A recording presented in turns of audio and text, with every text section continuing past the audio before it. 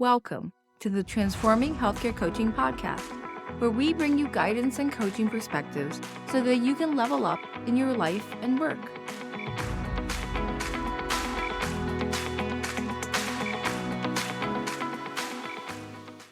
Welcome, everybody. We want to live in a world where we feel less stressed as healthcare professionals who are busy managing difficult schedules, hectic schedules, and dealing with the everyday stressors of working in healthcare.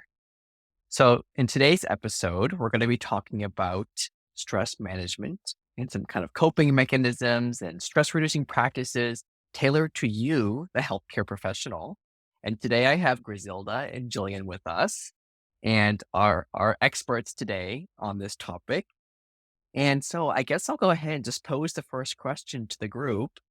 And what common stressors do you find that healthcare professionals face? And how do these stressors impact their energy and their performance? I think for me, some common stressors, it's going in and you already have a certain caseload. You can think about when I was as a hospitalist and I knew how many patients I already had on my panel. And also, you have spaces that you can fill in, have some work ins, but you still don't know. You don't know if there's going to be an acute respiratory case. And now you have to call, 911, even if you have the different services. So it's just not even knowing exactly what you're going to go in and deal with. It's a big stressor. And so it impacts the energy in that if you don't feel like you have the resources, it might increase that stress. And then now, who else do I have to call or how can I get more support? So for me, working in rehabilitation services, it could have been heavy caseloads, but also I spent a lot of time in neurology, in head injury rehab and stroke rehab. So these are patients and families that are dealing with devastating diagnosis, and they're very hopeful as to what you can do with their loved one. And I feel like that was a source of stress. Sometimes it could be very draining, but other times it could also be very rewarding because somebody did well and moved on and or was able to be discharged. So I know sometimes at the end of the day felt drained going home and, really had to reset and come back the next day feeling re-energized. Yeah, both of you guys mentioned these stressors that I think are very prevalent. And these stressors are not uncommon for any healthcare professional in any field. Stress could be even just a nurse presenting a case or asking for a medication overnight to a hospitalist, right? I know a few nurses that have had that kind of fear and stress take over them when they've had to page the doctor at night for a Tylenol order because it wasn't put in. But there's also good stress. Like, yeah, Griselda, you mentioned like when, say, a code or something acute comes up, some of that stress is actually important for you to make big medical decisions really quickly. And so in that essence, it may actually help your performance, right? We call that what? Eustress and distress. But obviously in the talk, everybody wants to hear about the distress and how to get over that, right? So given that, I'm curious, what are some effective coping mechanisms for managing kind of acute stress in maybe fast-paced healthcare environments or just in general healthcare settings? And how can these be implemented during or after a particularly tough shift? So something that's coming up for me is that I practice more now and wish I would have known earlier was just, really centering myself or calling on my own spirituality to say, give me the tools that I need for today, kind of being present in for each patient, right? If it's like that, I'm going to have even with an email or a patient face-to-face encounter virtually, just let me be ready, let me be present. I think also for me, what helps is expecting the unexpected or just saying, okay, I've had really difficult shifts before. I've had really difficult patients before, and I get through it. Right. And I know who I can vent with or who I can consult with. And knowing that I'm not alone makes it a lot easier to carry. Yeah, I think the venting and the consulting is very important. It's really nice to be able to let go of some of the what we're feeling inside.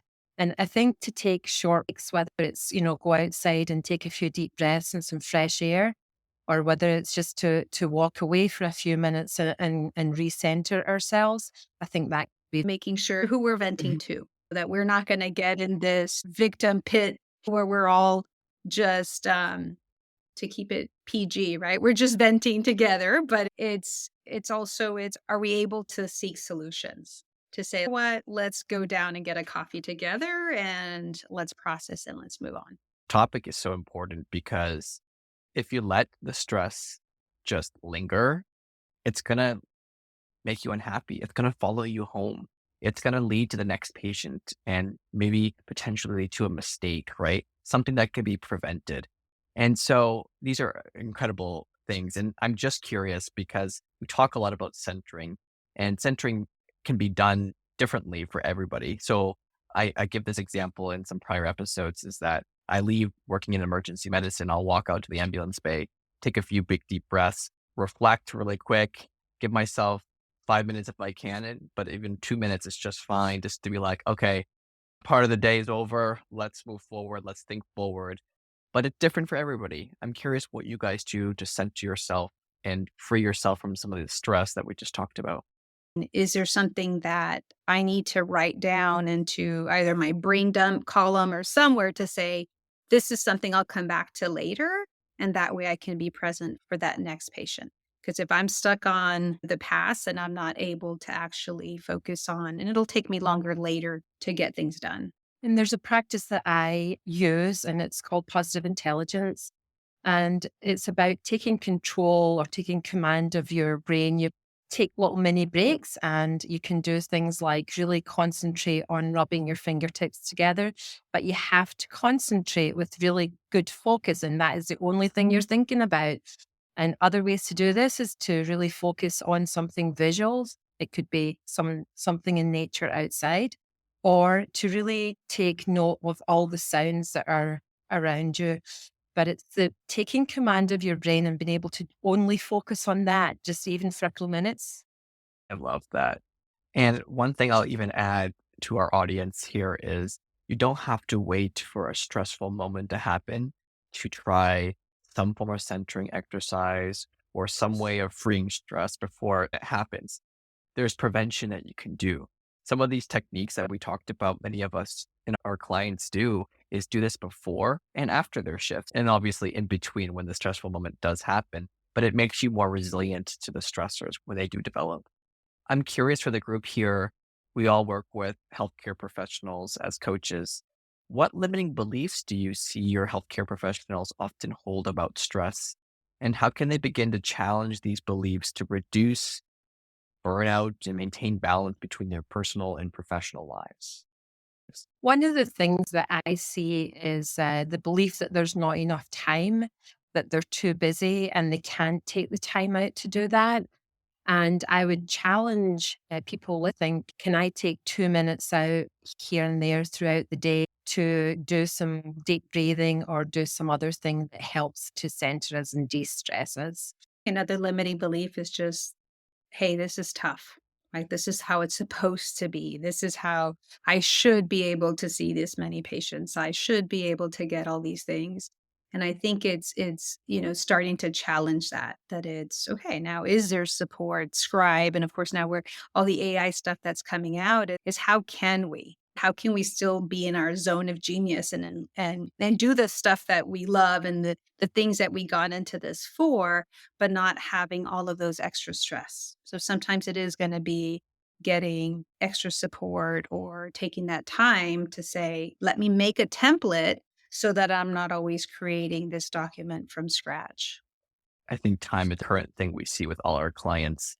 Time to take care of myself, time to find myself in between work, family, peers, friends, social interactions, whatnot. And then other things that I think come up for me with when I talk to my clients is almost like they've tried something and it didn't work, so they're not going to try it again, and or they think that no other technique will work for them in terms of finding ways to kind of de-stress. Sometimes even an imposter syndrome comes over people, and then money is another thing. In this ever world of money is required for everything, right? New subscription, for products have gone up, inflation. Coaching packages. right? Coaching packages. I think going back to the whole part Mhm. of what's it costing me not to do this?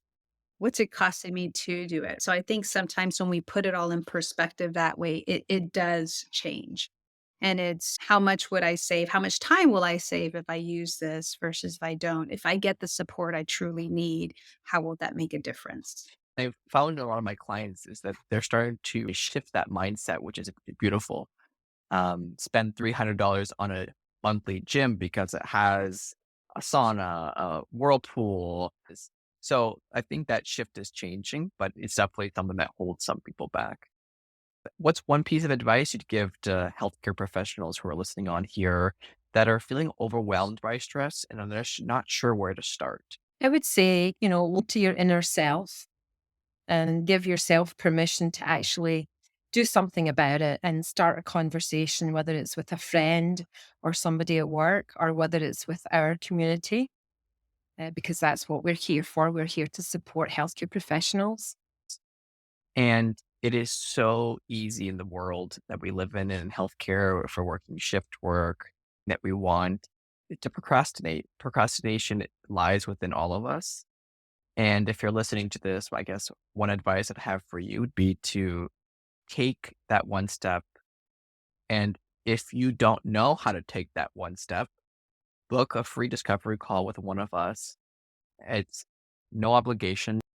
And through that call, we can help you take that one step that is needed, whether that be developing a coaching relationship or just the further awareness that you can develop as a result of it. We're here today and we've been in your shoes. It's something that I didn't know what I know now back then. And I wish I could have told myself, take a break, sleep a little bit more. That can wait till tomorrow or to make those easier things. And the answer will be in a snap of a finger. You're not going to just lose all your stress by that one step. Just remember it's a journey and that we must try and attempt different ways of doing things in our own life that is personalized just to us in order to make the changes that we want in our lives.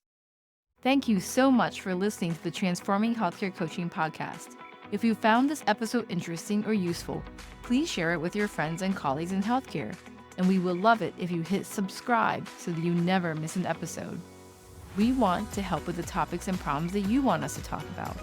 Leave us a review wherever you listen to us with suggestions, feedback, and praise. It means so much to us, and we actually read every comment. For deeper support in your life and work as a healthcare professional and leader, head over to transforminghealthcarecoaching.com. Download our free 5 reflection questions to jumpstart your journey and join our email list to be the first to know about our coaching programs.